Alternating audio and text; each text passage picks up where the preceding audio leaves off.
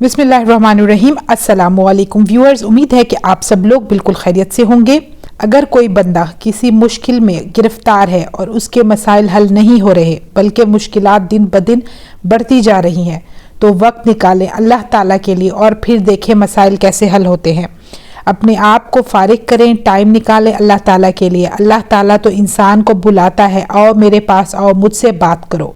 इब्न तैमिया अपनी एक किताब में लिखते हैं, इस्लाफ कहते थे कि हम जानबूझकर ये दुआ करते थे कि हमारी दुआओं की कबूलियत में ताख़ीर हो, क्योंकि इसका मकसद ये था कि दुआ करते वक्त इंसान का अपने रब से ऐसा ताल्लुक़ बन जाता है और हम चाहते हैं कि हम फट दुआ करें और हमारी दुआ कबूल हो जाए, चाहे वो हमारे हक में बेहतर हो या ना हो।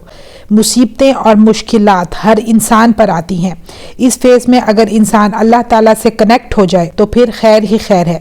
मैं आज आपके लिए एक मुख्तसर मगर मुजरब वजीफ़ा लेकर आई हूँ। अगर आप मुश्किलों परेशानियों में गिरफ्तार हैं और हर तरफ से मायूसियों के गहरे बादल हैं, तो ये वजीफ़ा कर लें, इंशाअल्लाह मुश्किलात ख़त्म हो जाएंगी, पूरे यकीन के साथ, पूरी तवज्जो के साथ। जैसा कि आपको पता है, रमज़ानुल मुबारक चल रहा है। सहरी के लिए हम लोग उठते हैं। आप कोशिश करें 15 से 20 मिनट पहले उठ जाएं। आपने बावजू होकर तहज्जुद के टाइम पे 2 नफिल सलातुन हाजत के पढ़ने हैं और उसके बाद 111 बार ये पढ़ना है, या बदी अल अजाइबी बिल खैरी या बदीउ।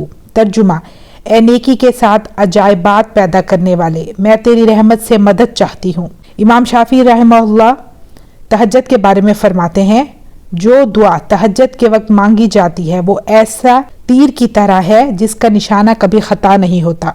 सुभान अल्लाह। आप ये वजीफ़ा पूरे यकीन के साथ कीजिए, इंशाअल्लाह आपकी मुश्किलात अल्लाह पाक हल कर देंगे। व्यूअर्स, मुझे दीजिए इजाज़त। इंशाअल्लाह मैं फिर हाजिर होंगी एक मुजरब वजीफ़े के साथ। अपना ढेर सारा ख्याल रखिएगा, दुआ में याद रखिएगा। अल्लाह हाफिज़।